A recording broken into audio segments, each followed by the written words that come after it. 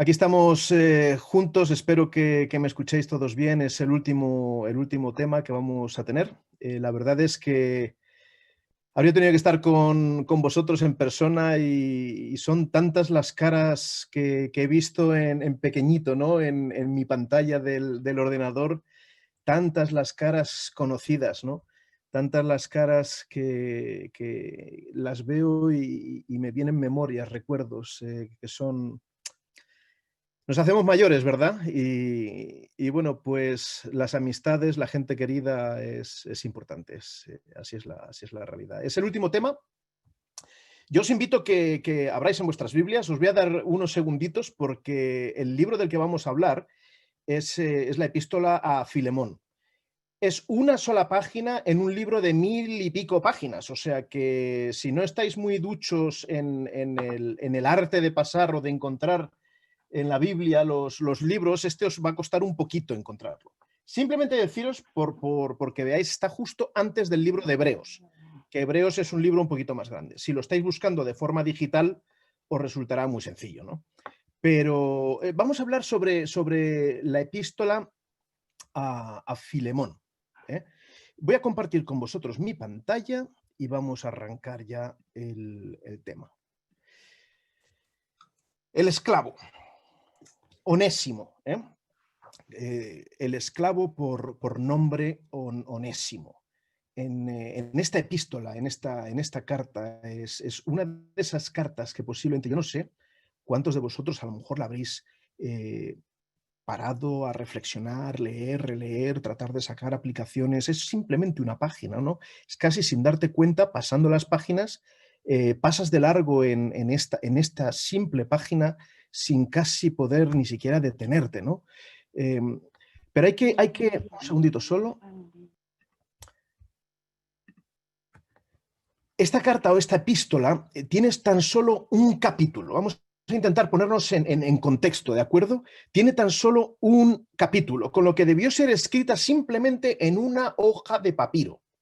En aquella época pues se escribía en papiro, ¿no? Es la única carta privada, porque todo lo demás son epístolas, son cartas escritas a iglesias, cartas importantes con bastantes capítulos que tocan temas profundos, delicados, pero esta es la única carta privada, personal, de Pablo que encontramos en la Biblia, no hay otra. Esta carta no se refiere a ninguna doctrina, ni siquiera ofrece apelaciones específicas a la iglesia.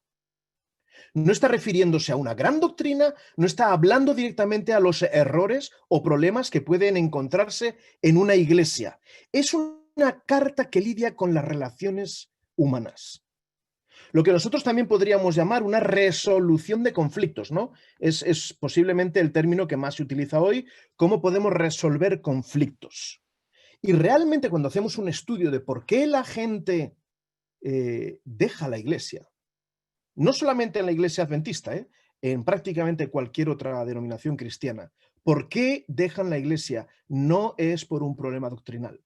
Las doctrinas son claras, las tenemos claras en la Biblia. Están todas bien explicadas, bien condensadas en los textos que encontramos en la Biblia. Nuestro mayor problema en la iglesia son las relaciones interpersonales, la relación entre nosotros. Y esta carta es una carta específica que lidia con un problema específico y que está intentando resolver un conflicto. ¿Y quiénes son los protagonistas principales? Hay otros nombres que aparecen en la epístola, pero los protagonistas principales de esta carta privada son tres.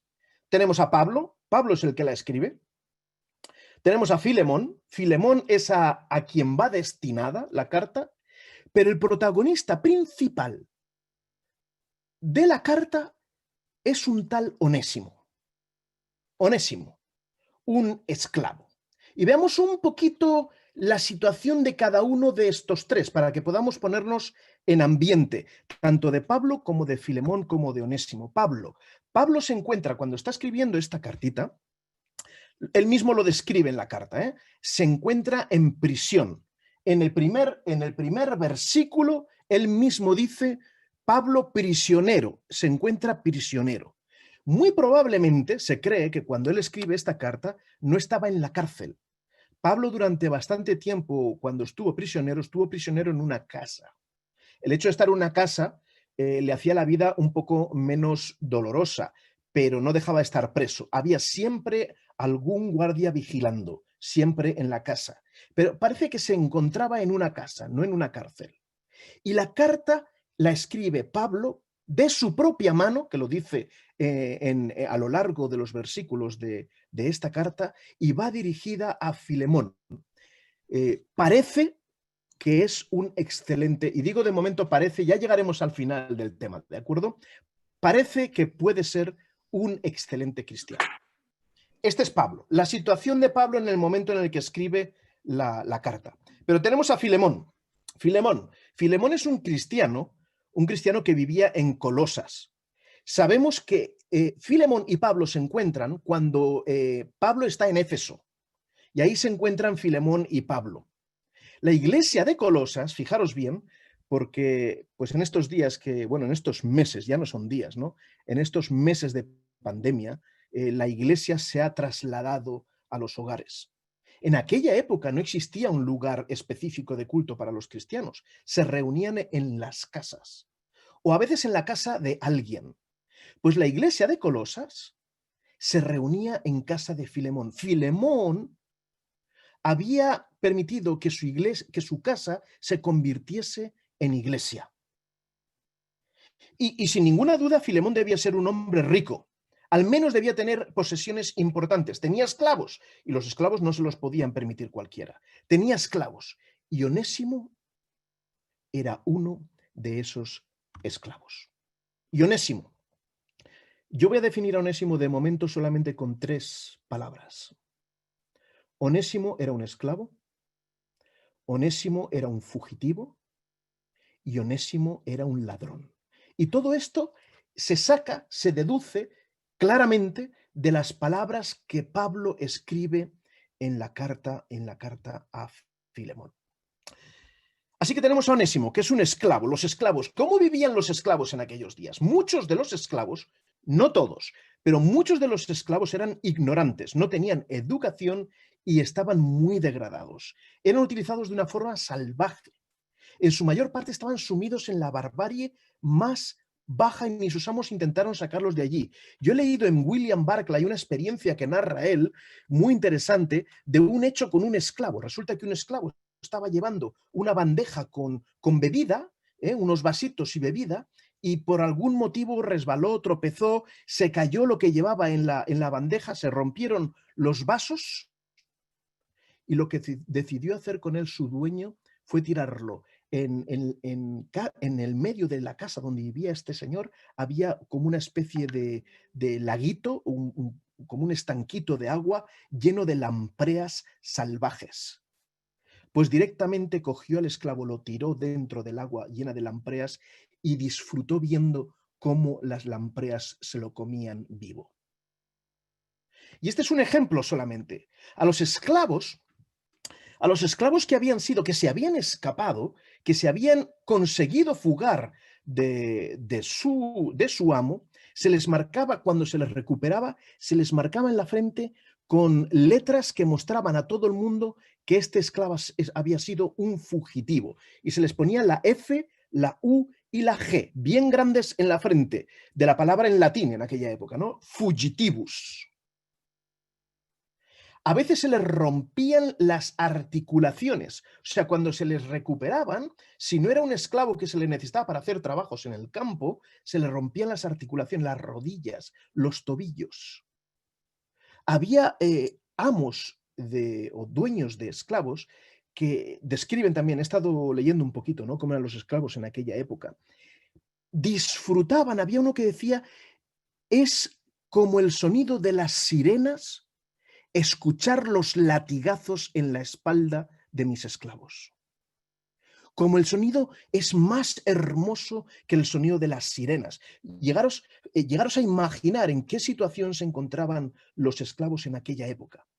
A los esclavos que habían robado, unos los que se escapaban, otros los que robaban. Recordad, Onésimo es un esclavo fugitivo y ladrón. Se les marcaba en la frente con las letras F-U-R, fur. Es una palabra en latín que significa ladrón. En italiano aún hoy, que sabéis, bueno, pues es una lengua latina, se dice furtare, que es robar. Y en español existe la palabra, porque la F se cambia por la H en muchas palabras que vienen del latín. Se dice hurtar. Me imagino que conocéis la palabra hurtar, que es robar, que viene de furtare, ¿no? Del latín. Pues se le grababa la F, la U y la R, ladrón. O sea, todos los que veían por la calle a alguien que llevaba en la frente la F, la U y la G, o la F, la U y la R, o ambas, que habían sido grabadas a fuego en su piel, tenían el derecho de darles una paliza, aunque no fuesen sus esclavos, hasta incluso matarlos si querían. O sea, fijaros a lo que se exponía un esclavo que había sido recuperado, si era visto en las calles del pueblo, de la ciudad, por aquellos que eran señores. Tenían el derecho de hacer con ellos lo que querían. Un esclavo era considerado como una cosa y era propiedad exclusiva de su amo. Podía hacer con él lo que quisiese. Los utilizaban en ocasiones para procrear. Pues este hombre, este esclavo, se le ve fuerte, tiene una complexión fuerte, se va a acostar con todas estas mujeres y los hijos los vamos a vender. Era una forma ruin de obtener dinero. Imaginaros hasta qué punto de degradación llegaba la esclavitud en la época del Imperio Romano. Esto es un poco el contexto para que nosotros podamos entender en la situación en la que se encontraba Onésimo.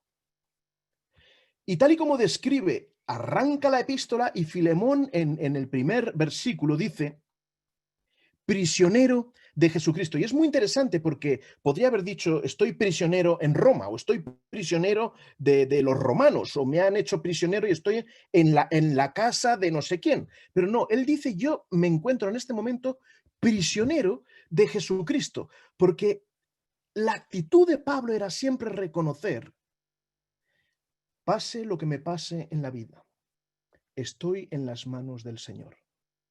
Y si estoy aquí, es porque aquí tengo que hacer algo positivo. Y realmente ocurrió, hizo algo más que positivo. Él reconoce: estoy donde Cristo necesita que yo esté en este momento. Así es como empieza la descripción. Y cómo describe, es muy interesante del versículo 4 hasta el versículo 7, cómo describe Pablo a Filemón. Y dice, haciéndole, es como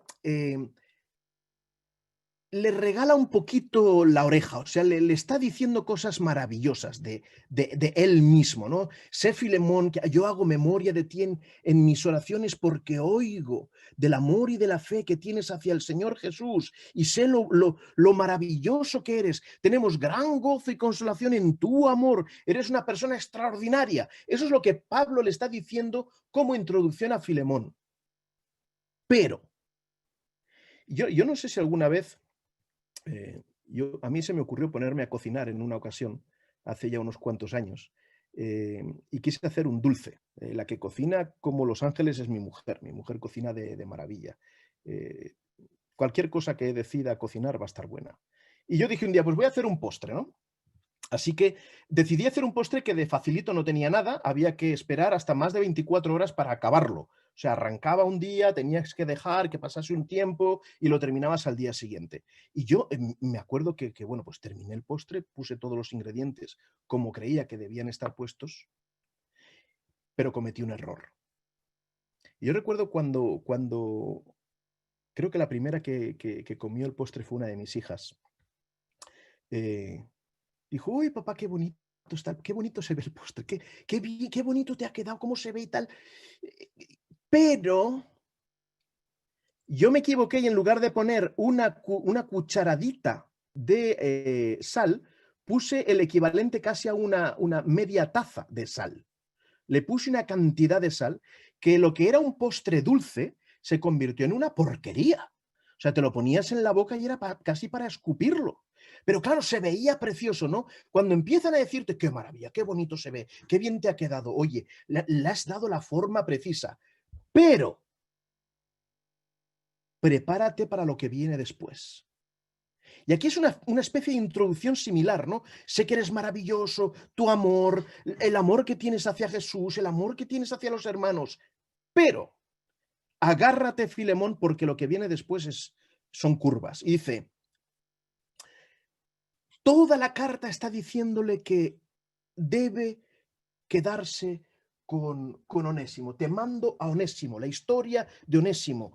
Y veremos después algunas de las expresiones que Pablo utiliza. Lo que sí sabemos es que Pablo se ha encontrado con un esclavo, le ha transmitido la fe, le ha hecho conocer a Cristo, pero sabe, se entera, descubre de alguna manera, yo imagino que Onésimo le cuenta que hay un problema. Ha habido un problema. Me he escapado de Filemón. Ostras, Pablo conoce a Filemón. ¿Y yo qué hago ahora con Onésimo? Onésimo ha conocido la fe. ¿Qué opciones tengo yo ahora que Onésimo ha aceptado a Cristo? Y yo he puesto cuatro. Yo aquí he puesto cuatro opciones. A lo mejor a vosotros se os ocurre alguna más. Pero al menos tiene cuatro. Dice, la primera, quedarse con Onésimo sin informar a nadie. ¿Tenía derecho a hacerlo?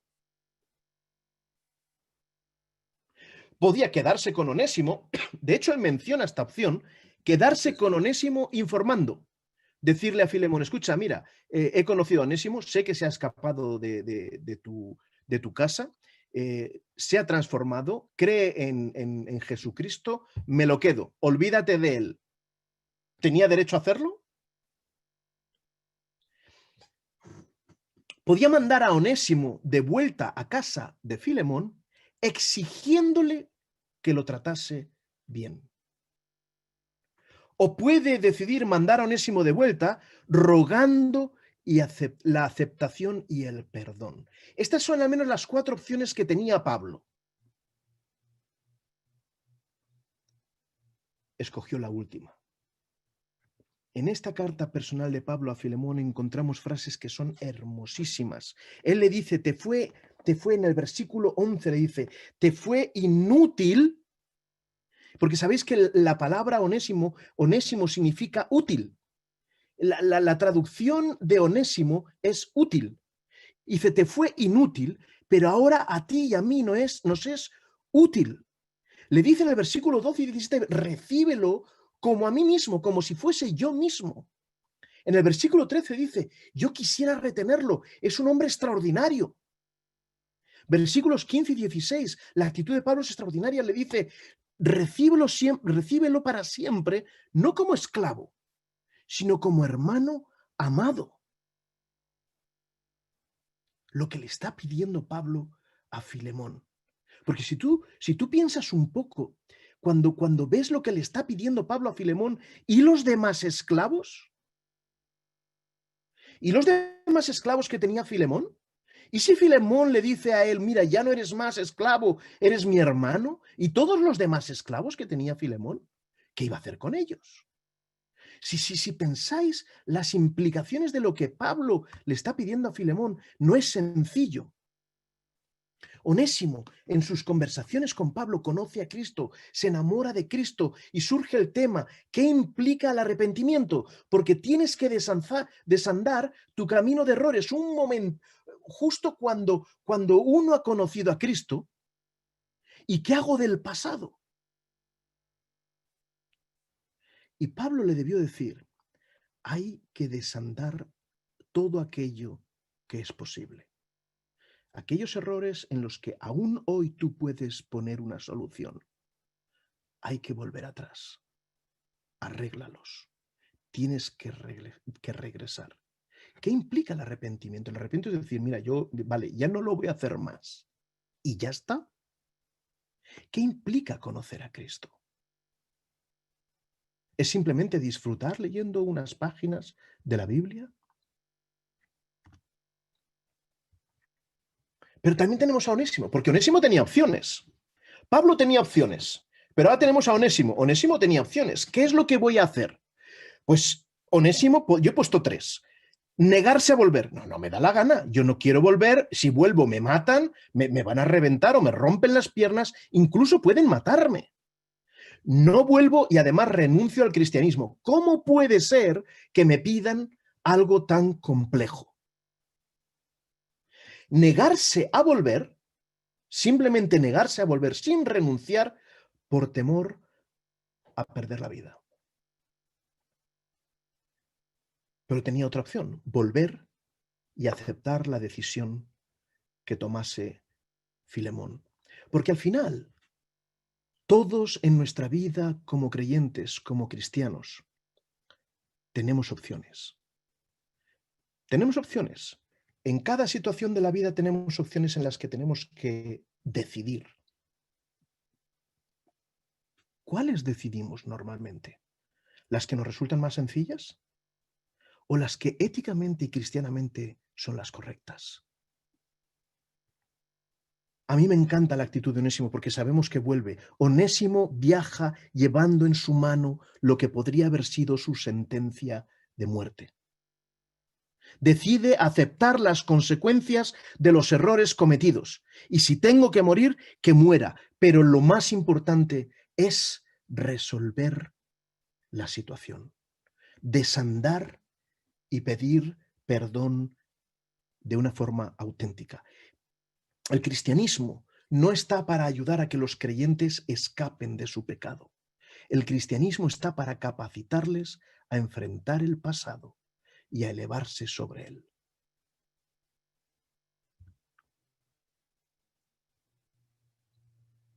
Cuando Cristo ha transformado completamente tu corazón, no hay más que una opción correcta. Las otras son opciones y puedes decidir seguirlas, pero solamente hay una opción correcta. Y la verdad es que esta carta podía representar también, a mí me encanta la imagen de Onésimo con el papiro en la mano o en el zurrón o en la mochila, lo que él llevase, transportando permanentemente el papiro en su mano. Y él posiblemente debía llevar en la mente, esta carta puede representar una nueva oportunidad, libre al fin, pero libre de verdad, completamente libre. Él verticalmente se había reconciliado con el Creador, pero faltaba la reconciliación horizontal con el hermano, porque a veces pensamos que pedir perdón a Dios es lo único necesario, pero no es lo único. Aquellos que hemos dañado, hay que reconciliarse. Tan importante es la horizontal como la vertical. Y yo imagino a Onésimo cuidando ese pergamino durante todo el camino porque representaba o podía representar su libertad. ¿Y la Biblia? Yo sé que hoy en día nos cuesta mucho más, ¿no? Yo sé que no tenemos el hábito de acercarnos, de disfrutar, pero ¿y la Biblia? La Biblia es nuestra garantía permanente de que lo que hemos creído no es en vano.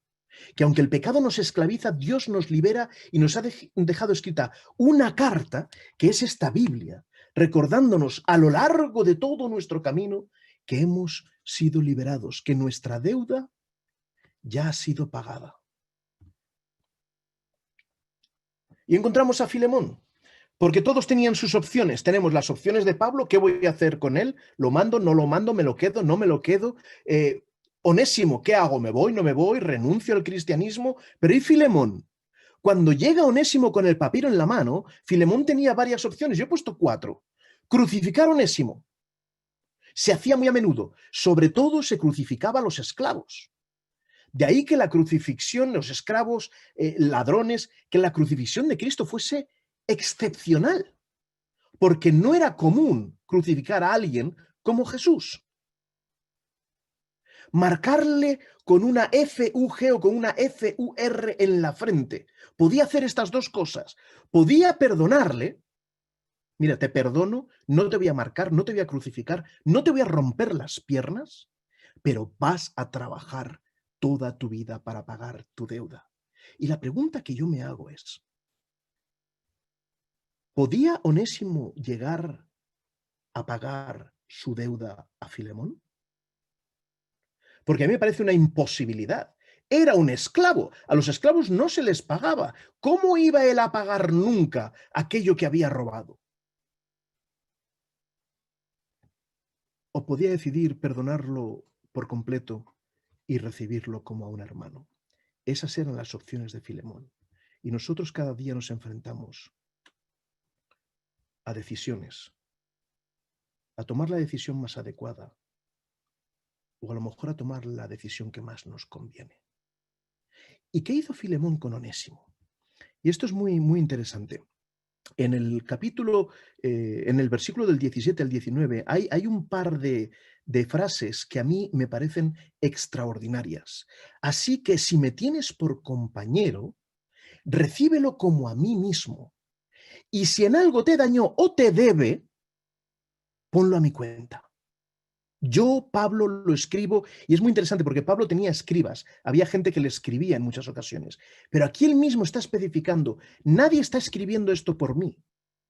Te lo estoy escribiendo yo de mi puño y letra porque esta es una carta privada y te digo, cualquier cosa que él te deba, él nunca podrá llegar a pagarla. Yo la pagaré. Y esto es una imagen de Cristo. Nosotros estamos en deuda. Una deuda que no podemos pagar. Todos estamos endeudados con Cristo. Estamos endeudados de tal manera que ni aunque tuviésemos 1000 vidas seríamos capaces de pagar esa deuda. Y Cristo dice, escúchame, Luis Alberto, Susana, María, Jonathan, yo pago tu deuda. Tu deuda ha sido pagada por Cristo. Pablo apela al amor de Filemón y yo me pregunto, ¿qué serías tú capaz de hacer por amor? La verdad es que hay varias expresiones de amor. Yo la expresión de amor que tengo con mi mujer es extraordinaria. Y después tienes los hijos, aquellos que son padres. Es otra expresión de amor. Que no daríais vuestra vida por las personas a las que amáis. ¿Seríais capaces de dejar perder la vida por aquellos a los que amáis? ¿Qué serías capaz de hacer por amor? Y Pablo apela al amor de Filemón. Y el regreso es Onésimo se fue del lado de Filemón siendo un esclavo pagano y ladrón y regresa a Filemón como un hermano en Cristo. Pero ¿cómo acaba la historia? Porque si leéis esta carta privada 40 veces, es como, yo no sé si en alguna ocasión a mí me gustan pues estas tramas que a veces dices, a ver cómo acaba, ¿no? A ver cómo termina algún libro de estos que y tienes que llegar al final para descubrir cómo acaba todo, ¿no? Imaginaros que estáis leyendo un libro y llegáis a las últimas 50 páginas, que es donde se va a explicar la problemática del libro y te van a descubrir la solución de todo y resulta que cuando llegas a los últimos capítulos están arrancados del libro y te quedas sin final. ¿Cómo te sentirías? O estás viendo una película y justamente cuando llega el último momento, cuando vas a saber quién ha sido el ladrón o el asesino, ¡pam! La película se corta y se acaba. ¡Ostras! ¿Y cómo acaba la historia de Onésimo? Porque en la Biblia no se nos dice cómo acaba la historia de Onésimo. ¿Cómo acaba la historia de Onésimo? William Barclay habla un poquito de todo esto. Dice, Ignacio de Antioquía, uno de los grandes mártires cristianos, es conducido a Roma para ser ejecutado. Y en su viaje, mientras está siendo llevado para matarlo, escribe varias cartas. Esas cartas se tienen hoy en día. Y esas cartas las escribe a las iglesias de Asia Menor. Se detiene en Esmirna, donde escribe a la iglesia de Éfeso. Y en el primer capítulo de esa carta tiene mucho que decir acerca del maravilloso obispo de Éfeso. ¿Y cómo se llamaba el obispo de Éfeso? Onésimo. Y yo os pregunto, ¿cuánta gente habéis conocido en vuestras iglesias que se llamen Onésimo? No es un nombre común. E Ignacio hace exactamente el mismo juego de palabras que había hecho Pablo. Es Onésimo no solo de nombre, sino también de naturaleza, hombre provechoso para Cristo. Lo mismo que dice Pablo en la carta a a Filemón, descubre a Onésimo. ¿Cómo es posible que una carta personal de Pablo en manos de Onésimo fuese incluida en la Biblia? ¿Cómo es posible? ¿Cómo es posible que tengamos en la Biblia una carta personal? ¿Quiénes debieron tener acceso a esa carta? Pablo al escribirla, pero después Pablo se deshace, ya no vuelve a sus manos esa carta. Esa carta queda en manos de Onésimo, que la lleva hasta Filemón, y cuando llega allí no sabemos si fue Onésimo o Filemón el que se queda la carta. Pero son los únicos dos que podían tener acceso o podían haberse quedado con esa carta, con ese trozo de pergamino. ¿Cómo es posible que una carta personal de Pablo en manos de Onésimo fuese incluida en la Biblia? ¿Por qué se incluye en la Biblia?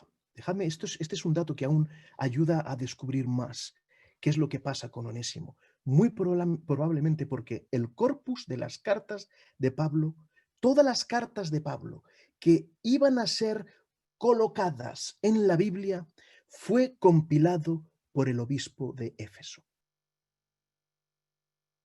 El obispo de Éfeso es el que compila y pone en una colección las cartas de Pablo tal y como hoy las tenemos nosotros en la Biblia. ¿Y quién era el obispo de Éfeso en aquella época? Onésimo. Y yo estoy convencido que él incluyó entre esas epístolas conocidas, recibidas para la iglesia, una carta personal. Porque es una carta que habla de perdón, habla de cómo nosotros debemos lidiar nuestros conflictos en la iglesia, en la familia, en el trabajo. Y qué testimonio más hermoso de la esperanza que se encuentra en el Evangelio de la gracia. Y la pregunta que yo os hago es, ¿y ahora? ¿Qué vamos a hacer nosotros como cristianos de ahora en adelante? Algunos son Pablos, otros son Filemón, pero es posible que nos encontremos con Onésimos. Y a mí me gustaría que como iglesia, nuestra iglesia, se centrase más en la reconciliación y en la transmisión del amor de Dios que en la crítica y la censura. Que seamos elementos de reconciliación y que podamos ayudar a todos aquellos que nos encontramos en la vida a que conozcan a Cristo y vean cómo sus vidas pueden ser transformadas. Y la de Onésimo es un ejemplo claro de ello. Que Dios os bendiga. Ha sido un tremendo placer estar con vosotros. De nuevo os tengo que decir que siento mucho no haber podido estar allí y daros un abrazo a tantos, pero espero que la próxima vez podamos hacerlo. Que Dios os bendiga. Un abrazo. Amén.